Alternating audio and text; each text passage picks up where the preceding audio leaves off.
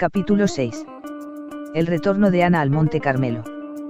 Permíteme ahora compartir contigo, amigo mío, las circunstancias que rodearon mi regreso a la tierra de mi familia, la familia de mi cuerpo físico, pues de hecho, mi familia verdadera es el Padre barra Madre, creador cósmico de toda la vida. En aquellos últimos días tuvimos que realizar muchos preparativos antes de salir de Alejandría. Íbamos a viajar en grupo, algunos iban al Monte Carmelo, otros a Jerusalén, y otros a la recientemente remodelada comunidad esenia de Qumran, cerca del Mar Salado. 15 de nosotros partiríamos juntos durante la temporada de la expiación. De hecho, para nosotros, este retorno a Palestina era un nuevo comienzo. Era el año 207 a.C., según el calendario romano. Habíamos contratado un velero, propiedad de un marinero griego que sabía algo de la hermandad, aunque no era de los nuestros. Éramos 5 mujeres y 10 hombres los que íbamos a zarpar.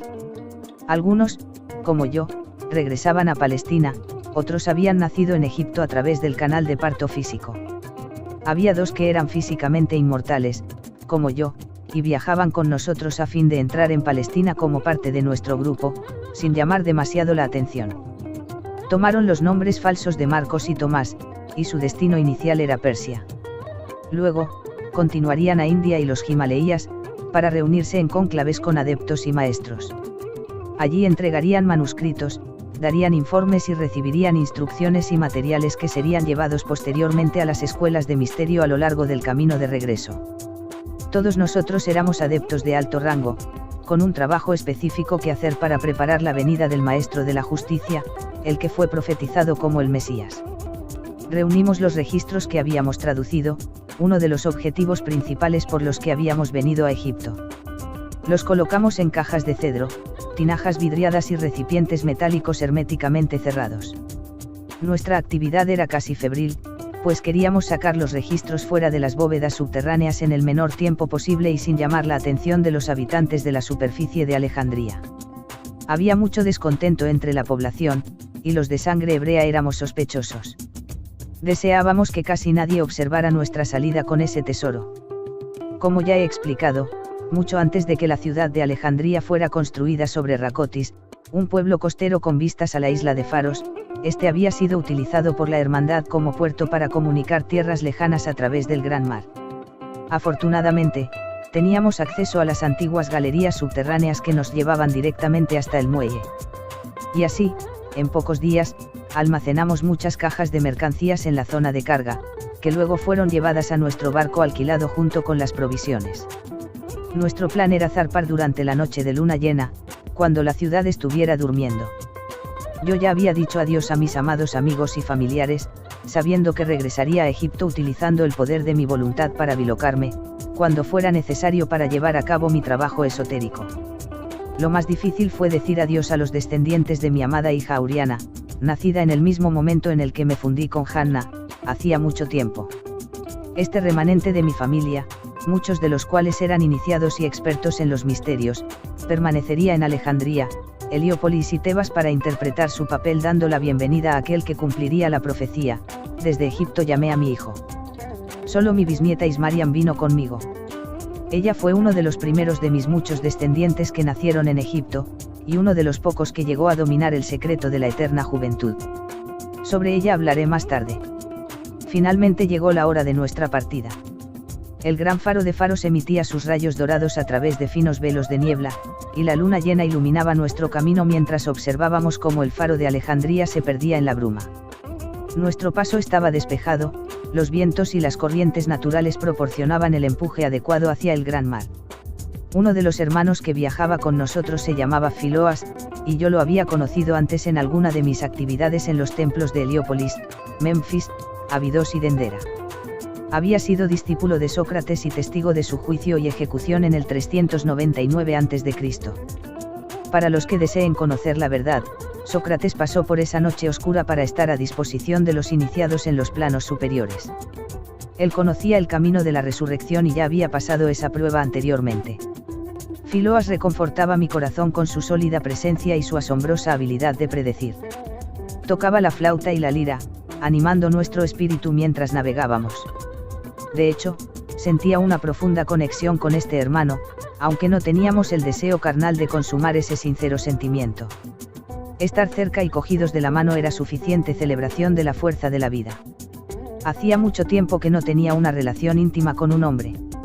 Estar con él agitaba recuerdos dejados de lado mientras dominaba Sekhem, la fuerza vital, y reclamaba la recompensa del celibato de la alta alquimia de Horus. Ocasionalmente, yo había participado con un compañero como sacerdotisa en la representación de la concepción en la luz de Horus, para aprender las prácticas de energía sexual de Isis. A pesar de que era algo muy inusual, era como si estuviera una vez más representando el papel de sacerdotisa de Isis, sintiendo de repente el intenso aumento de mi sexualidad al pasar los días en compañía de Filoas. Seguramente Filoas me estaba abriendo a un futuro aún desconocido. Tal vez se estaba acercando una pareja. Leyendo mis pensamientos, Filoas optó por permanecer en silencio y distanciarse. Por desgracia, pasarían aún muchos años antes de que me llegara el momento del matrimonio. Así que ya ves, amigo mío, yo como tú tengo impulsos sexuales y el deseo de compañía. Yo también conozco bien los estímulos de los sentimientos que me abren a la marea completa del amor, a llenar mi vientre con la semilla del hombre, quitar el aguijón de la esterilidad y dar a luz el fruto de la progenie. Desembarcamos en el puerto de Tolemaida, a solo 10 millas al norte del Monte Carmelo. Este puerto era conocido como Acre en la antigua Fenicia y también en el actual Israel. Un grupo de soldados de Ptolomeo, y un recaudador de impuestos estaban esperándonos. También estaba esperándonos un grupo de bienvenida del Monte Carmelo, incluyendo un joven iniciado y sacerdote llamado Matías, de quien hablaré más adelante. Afortunadamente para nosotros, teníamos papeles sellados por la propia mano del gobernador de Alejandría. Con la mirada y palabras convincentes de Matías todas nuestras cosas pasaron la inspección sin ser profanadas por ojos curiosos. Con mucho gusto pagamos a Ptolomeo sus impuestos. Nuestra preparación iba dando sus frutos, sin necesitar ningún soborno. Era una época en la que era necesario saber cómo congraciarse con los poderes de la región para poder llevar a cabo nuestro trabajo entre la humanidad. En momentos como este, los que sabían cómo influir con ingenio, lógica y conexiones helénicas podían superar los obstáculos políticos. Los miembros de la hermandad se entrenaban específicamente en el uso de la diplomacia para abrir puertas que de otro modo hubieran permanecido cerradas. Matías había traído del Carmelo carros tirados por bueyes y burros. Nosotros y nuestra preciosa carga viajamos desde Tolemaida lentamente hacia el sur, pasando por campos de cultivo, hacia el precipicio rocoso cariñosamente llamado Monte Carmelo o Jardín Fértil. Yendo hacia el interior, atravesamos la tierra cultivada actualmente llamada Haifa. Después, entre tambaleos y tropiezos, terminamos nuestro viaje siempre ascendente por un camino tosco y empedrado. Mi corazón levantó vuelo cuando los vientos trajeron el aroma de cedro y pino. Gracias a Dios que habíamos vuelto a este santuario que amaba por encima de todos los demás. El cansancio desapareció cuando nos acercamos al pequeño pinar. Me bajé del carro y corrí. Aunque los pastos estaban resecos y el aire era frío en comparación con el desierto de donde había venido, este era mi hogar, y recibí con gratitud sus regalos perfumados de bienvenida flotando en la brisa de otoño. Las campanas sonaban mientras nos recibía el clamor alegre de los niños y el resto de la comunidad fraternal esenia. Viejos y jóvenes vinieron a reunirse con nosotros. Fue un gran día para todos, nos abrazamos, cantamos y reímos. Después de dar a cada ser querido un abrazo y besos en las mejillas, subí corriendo por el pequeño bosque del Monte Carmelo con alas en el corazón y los pies. Saludé con entusiasmo a cada uno de esos árboles tan familiares. Aunque ahora muchos se elevaban por encima de mí, los había conocido hacía mucho tiempo como retoños. Puse mis brazos alrededor de estos amigos míos, algunos ya ancianos, que habían permanecido silenciosos a través de los años. Algunos se habían marchado, y fueron usados para construir lejanos edificios o ampliar el monasterio. Los dejé libres para cumplir su finalidad mutuamente acordada de ayudar a la humanidad. Mientras yo estaba ocupada en mi ensoñación, los niños tiraban de mi falda y me dirigían al sendero que conducía al santuario de Samuel y a mi antigua habitación dentro de los cuartos de los escribas. Así fue como yo, Ana, regresé a mi querido Carmelo en el año 207 AC, después de una larga estancia de 303 años en Egipto. Cuántas veces me había acordado de su belleza, sus espacios abiertos, sus altos árboles, la brisa fresca, y esos seres preciosos que vivían en este santuario de paz. Había pasado mucho tiempo desde que toda mi energía y presencia se habían concentrado aquí, en este lugar sagrado. Ahora que había regresado, ¿qué me esperaba? Sin duda, era un misterio. Sin embargo, sabía que el despliegue del drama para el que había preparado mi alma durante milenios estaba cerca. Yendo hacia dentro de mí, ordené que los asuntos de mi vida se doblegaran a la voluntad de mi mente superior.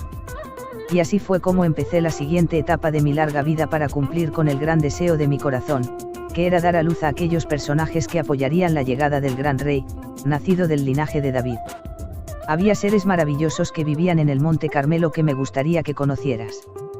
Voy a empezar por presentarte a los que ya estaban allí cuando yo me marché a Egipto en el año 510 a.C.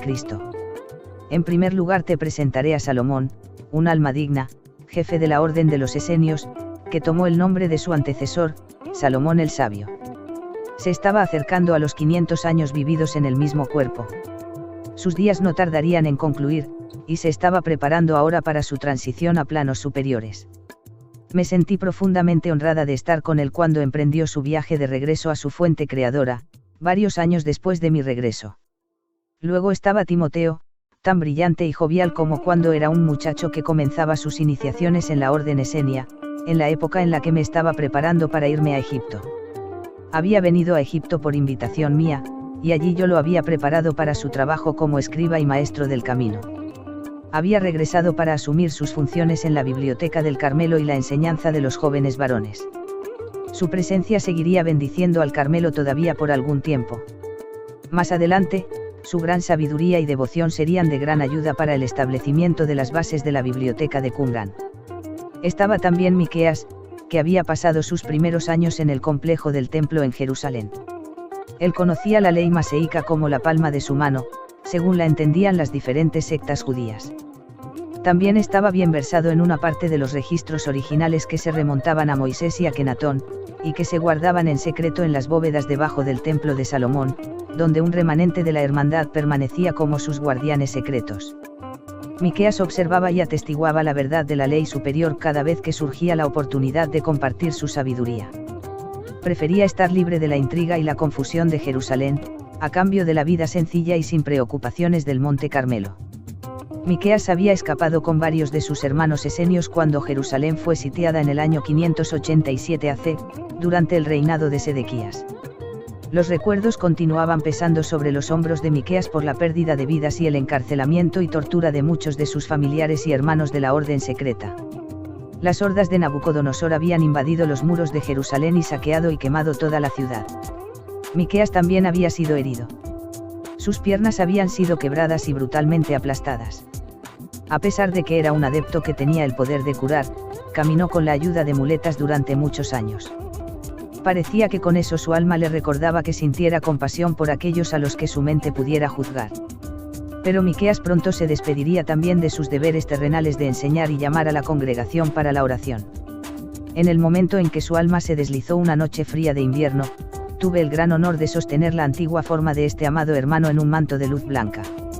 Durante los siguientes 2 siglos disfruté de la rutina de compartir enseñanzas de sabiduría, iniciar en los misterios, cultivar y recolectar hierbas medicinales, y entregar mi tiempo y energía a nuestra pequeña creciente comunidad. Muchos iniciados nuevos llegaron al Carmelo para aprender y ser preparados para entrar en los misterios del camino. A algunos de estos iniciados los conocí en Egipto. La gran mayoría todavía no había nacido. Como conocía los secretos de la regeneración celular, continué prorrogando mi expresión física durante bastante tiempo. Una vez al mes expandía mi conciencia hacia mis cuerpos sutiles de luz. Con ello activaba los códigos del Grial o del Cristo dentro de mi cuerpo físico como si estuviera derramando el elixir líquido de luz de vida eterna en cada célula sedienta. Había comenzado a hacer esto mucho antes de mi larga estancia en Egipto. Con esta capacidad de renovar mi cuerpo era capaz de pasar a través de los pasillos del tiempo siglo tras siglo. Era como si el ovillo del tiempo se desenrollara a sí mismo según mi palabra y decreto, de forma que yo no aparentaba envejecer. Hablaré más sobre ello en otro momento. Los registros que han sido descubiertos, y los que aún están por descubrir, darán testimonio de la verdad de mis palabras describiendo mi longevidad. Sin embargo, cree de acuerdo a tu capacidad, amigo mío. Porque te digo que lo que yo hice, tú también lo puedes hacer y, en tu época, puedes hacer incluso más. Por eso es que he venido a través de estas páginas para traer la buena nueva de la vida eterna, sin importar cuánto tiempo el alma se encuentre en un cuerpo físico. Te invito, por lo tanto, a participar de mis palabras como si fueran comida y bebida, permitiendo que su esencia agite el santo grial dentro de ti, para que puedas cumplir con el destino de tu alma. En las siguientes páginas voy a compartir con más detalle el diseño de la inmortalidad y los ritos de paso que facilitan que la conciencia despierte las matrices de los cuerpos físico y sutil para recibir las siempre expansivas energías cósmicas.